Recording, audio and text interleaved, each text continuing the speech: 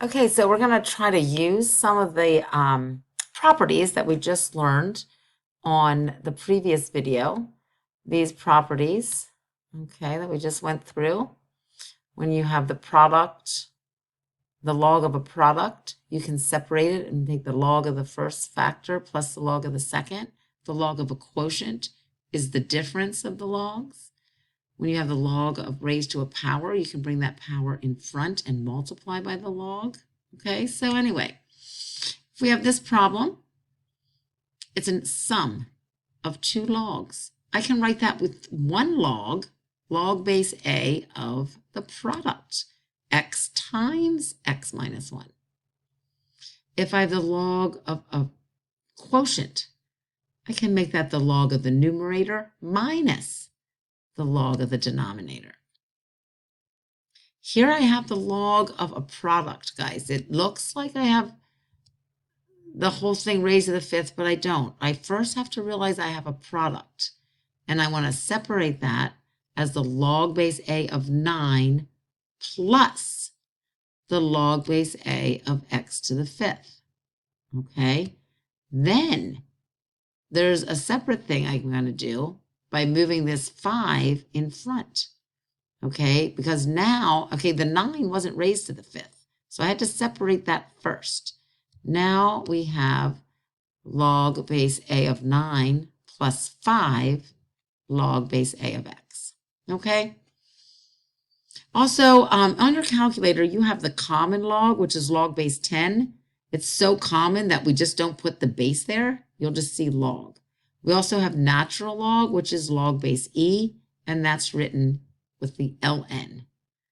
Okay, so any base, anytime we have something we don't know how to find the log of, we can take the log of a different base of x divided by the log of a different base of a. So for example, I already know that the log base the log base 2 of 16, that's saying 2 to what power is 16? That's what that's asking. I know the log base 2 of 16 is 4 just because I know 2 to the 4th is 16. I want you to see that the change of base formula actually does work, okay? We already know this is true. What the change of base formula tells me is that if I don't remember that that's 4, on my calculator, I can take log base 10 of 16 divided by log base 10 of 2. Or I can take log base E of 16, which is natural log, over log base E of 2. Okay, so let's try that with our calculator. Okay, I'm having trouble showing you my calculator here. Okay, so we want, what did we say? The natural log. Okay, sorry. I'm hitting natural log on my calculator. There you go. You can see that better. Natural log of 16.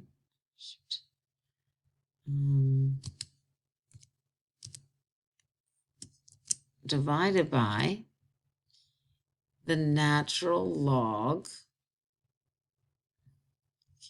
Gosh darn it. There it is. Natural, whoops, I want that to be here. I just wanted you to do it on your calculator, but I wanted to show it to you too in case you don't have a calculator handy. Okay, natural log of 16 over natural log of 2. Let's see what it is.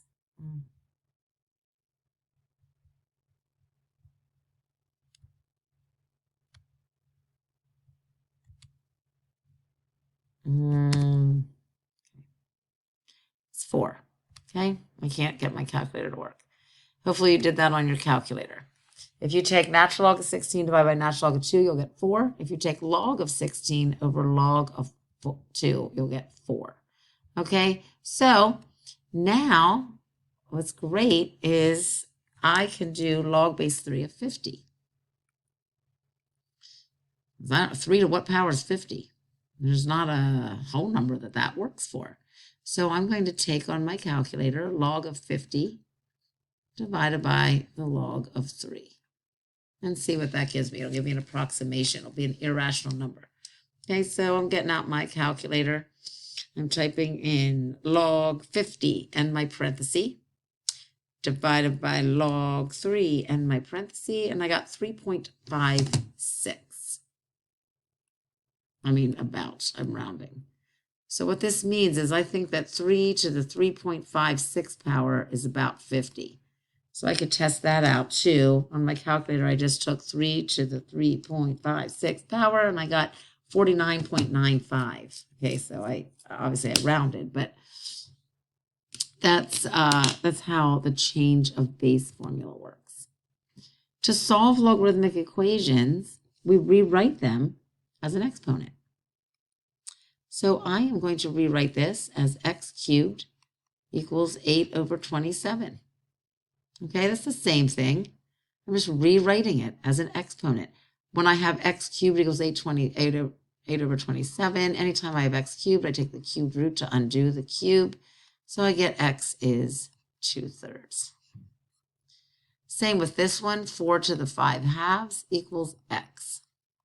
Rewrite it as an exponential equation. You can do that on your calculator, 4 to the 5 halves power, or you can remember that the denominator means the root. So this is the square root of 4 to the 5th.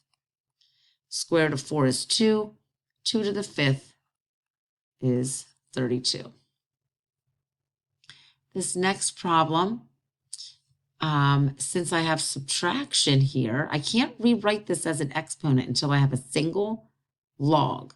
So I'm going to rewrite this as the log base 2 of x divided by x minus 1. Okay, when I have two logs subtracted, that's the same as the log of their quotient. Now I can rewrite this as 2 to the first power equals x over x minus 1.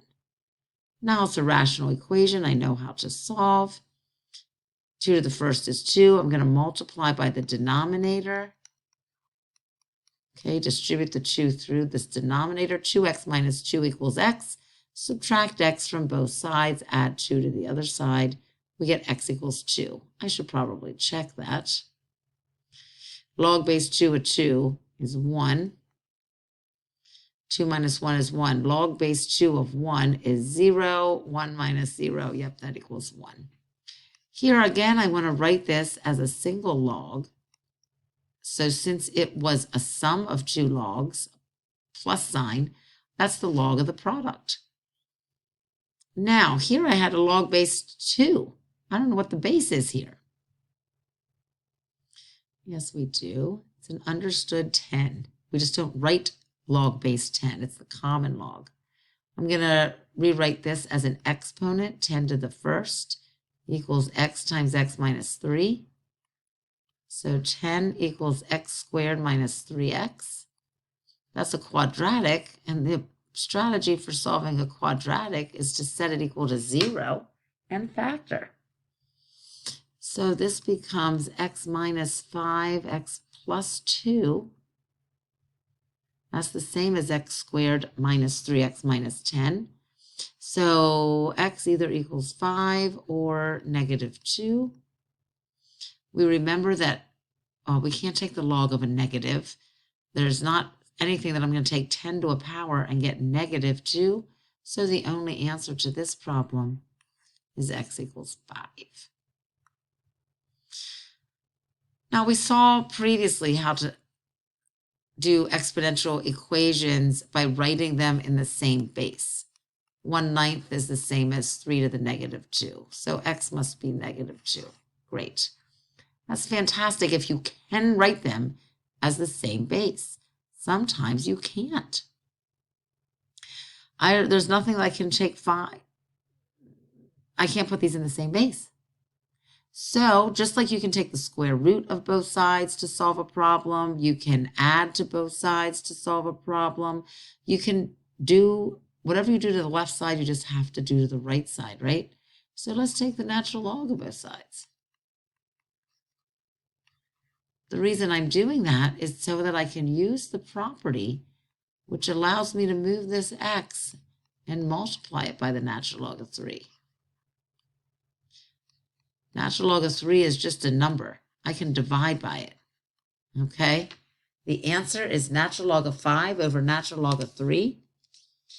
I'll use my calculator to find a decimal approximation for that. Natural log of 5, close my parenthesis, divided by natural log of 3 is 1.465, about. Okay, if I round to 3 decimals. I could check it by putting 1.465 in and seeing what I get when I raise 3 to the 1.465 power. When I do that, I get 5.000145. So yeah, it's pretty close to 5.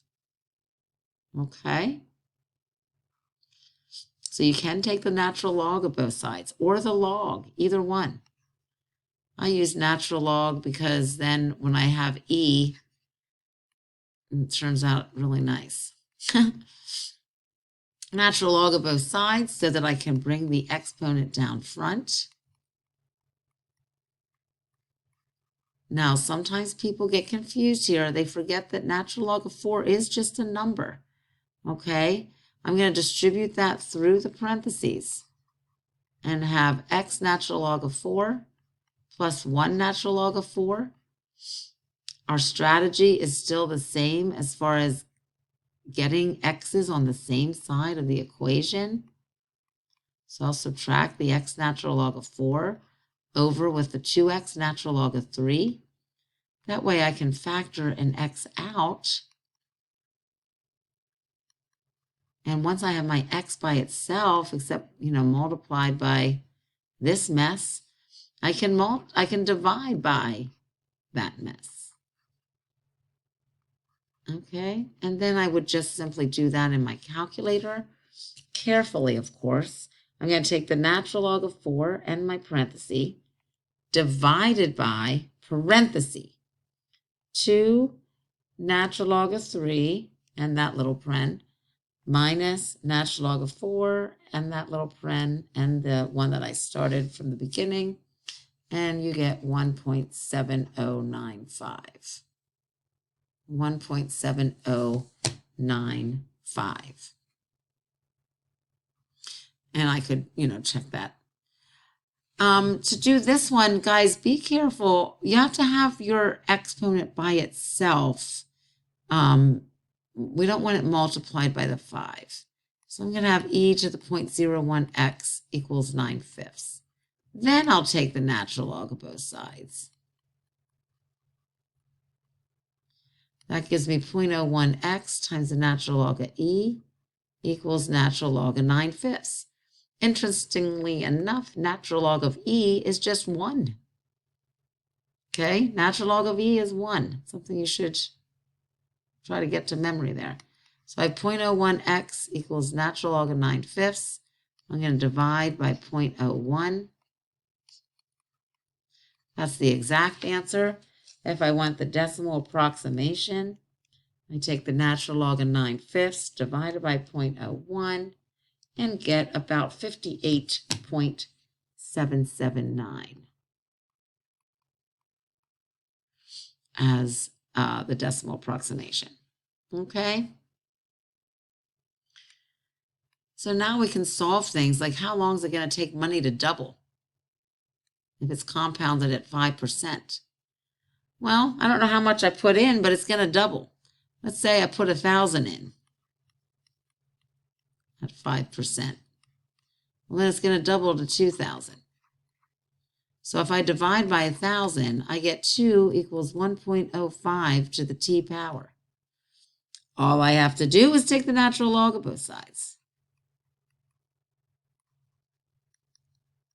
And that will allow me to put that t into the bottom, or I'm sorry, put the t, multiply it times natural log of 1.05, and then I'll divide.